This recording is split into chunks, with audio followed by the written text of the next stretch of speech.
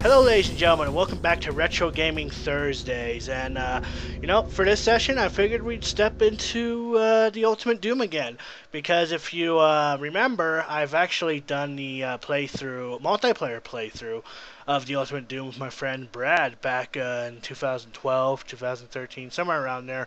And, I stated in that playthrough that single player is more tolerable than multiplayer is, and here I am going to be showcasing it to you, in live commentary action.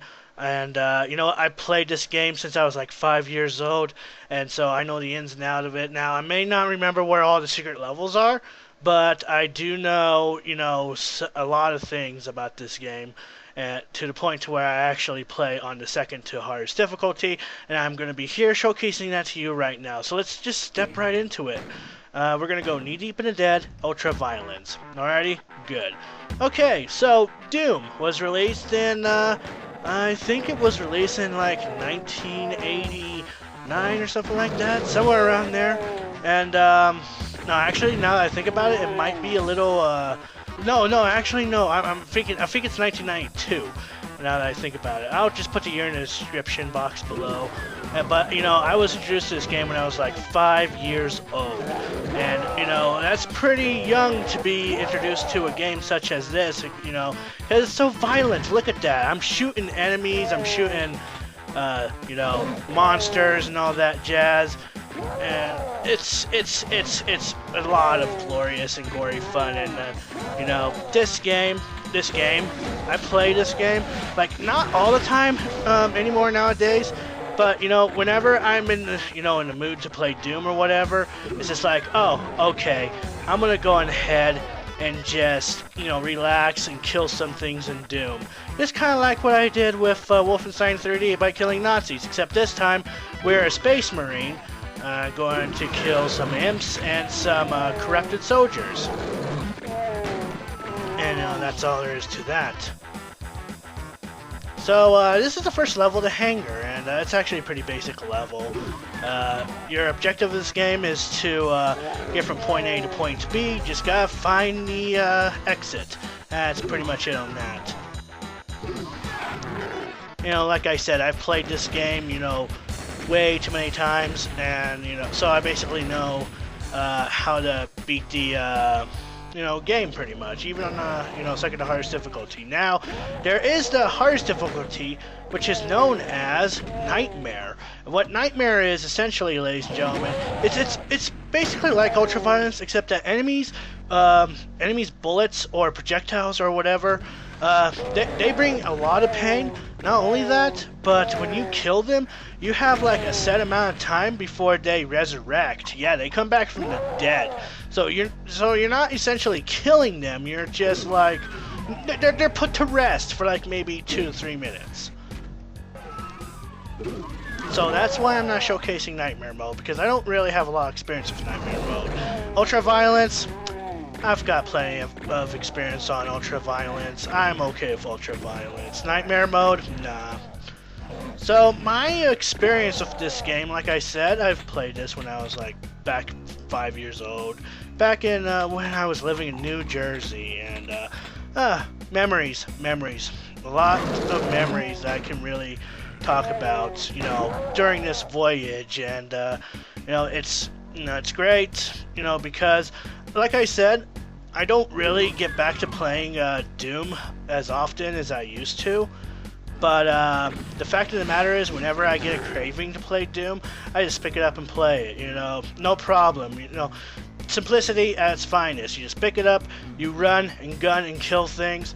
Now, a lot of people may be turned off by this, but the fact that the classic Doom is actually still famous to the point to where, I'm playing this on a fan project, I believe. It's called Z-Doom. Z-Doom is an emulator that, emulates Doom games. As long as you have the Doom games and the WAD files, you can actually play these games on this particular thing. It runs smoother. It's, you can play with just mouse and keyboard without any issues. Or, you can play it on a joypad. I don't see why you shouldn't, but, To me, nah, it doesn't get easier than this. You know, mouse and keyboard, I'm quite okay with this, especially on Doom. I remember, you know, when I got back into my Doom fix, back when I had, like, I think it was like my home desktop, I actually was in the mood for Doom. And I didn't necessarily have, you know, the proper engine to run Doom.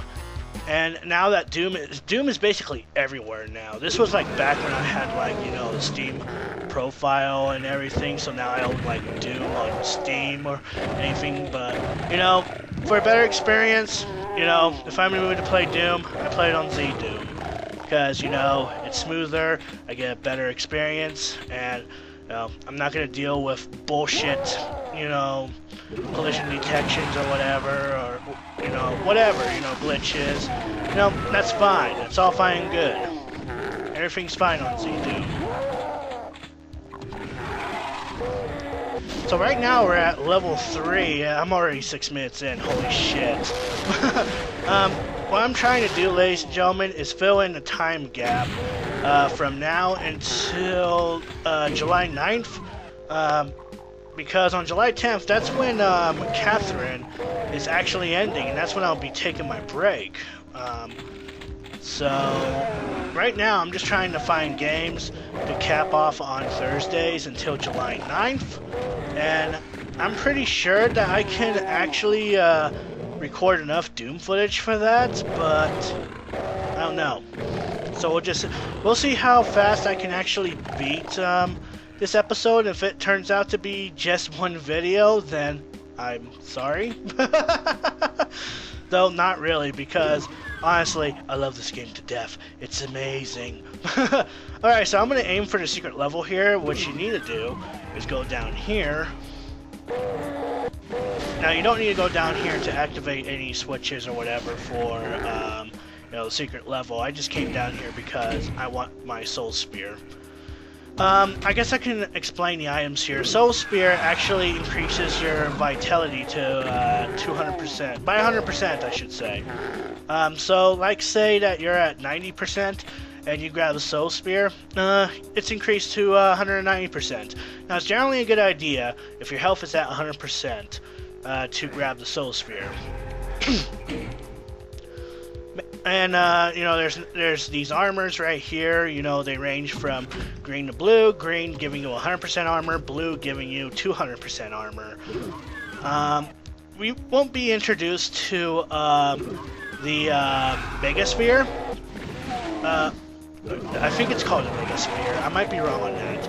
It's basically like a white orb that you pick up in Doom 2, which increases your vitality as well as your armor to 200%. And that's a very useful item. Very useful item. So I'm aiming to get to the secret level, the military base, in episode 1. And it's really not that hard to, you know, get to that area. Really not that hard at all. Military base, alrighty. You know what? The soundtrack, you know, as much as, you know, most if not all songs are ripped from actual bands, I actually do enjoy them. It's actually really great.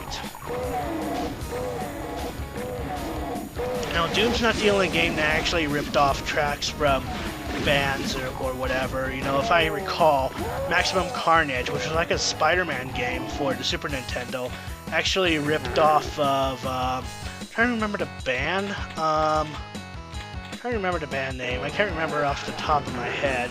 I'll actually have to add the, you know, the name in the description down below, but yeah, so, you know, point being, this game's not the only game that actually ripped off of, you know, bands, so there's that. So I'm coming down here for this rocket launcher. I may need it later, I'm not too sure when, but I'm gonna need it. Oh fuck, I got a shotgun guy on my ass. Okay, so these are my most hated enemies in the game, Spectres.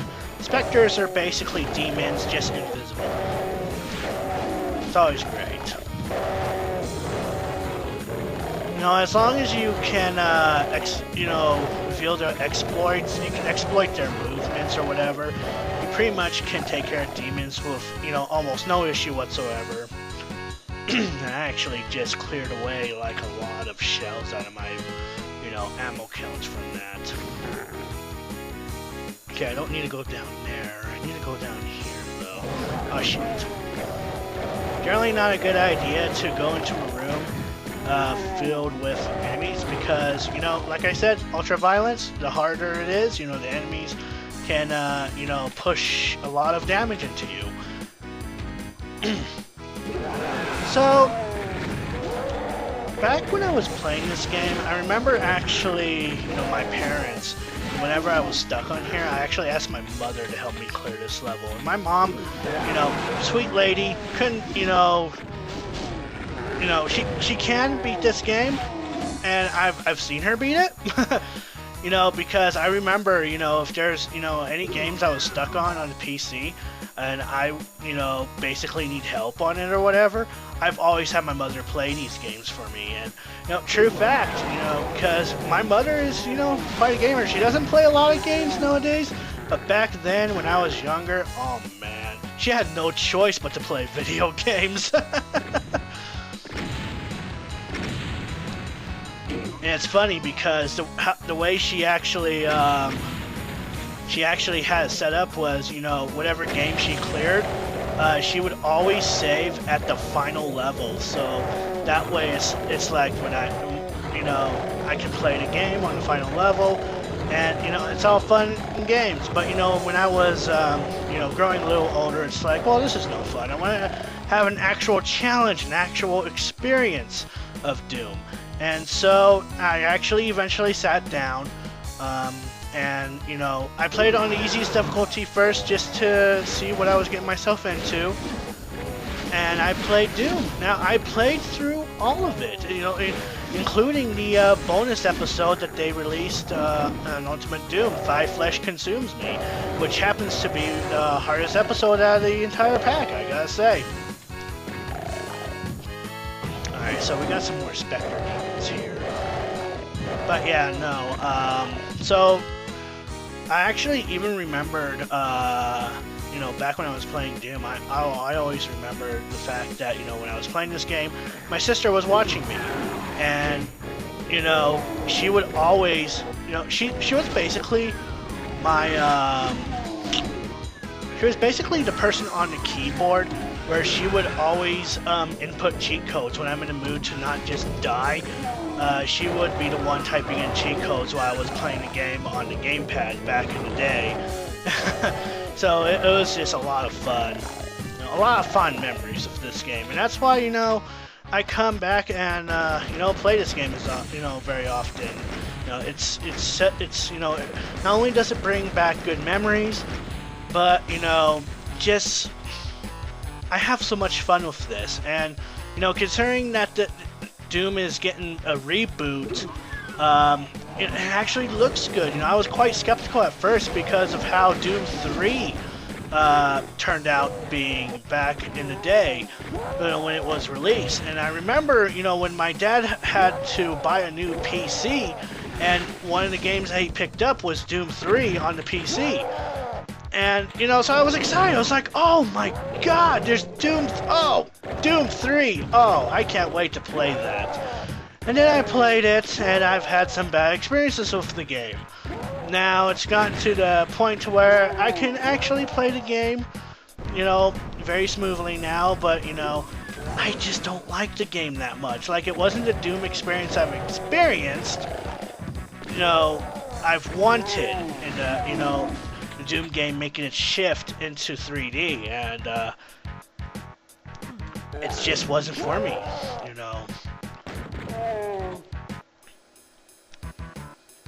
But yeah, so Doom 3 as a standalone game. If it wasn't a Doom game, it'd be a perfect game.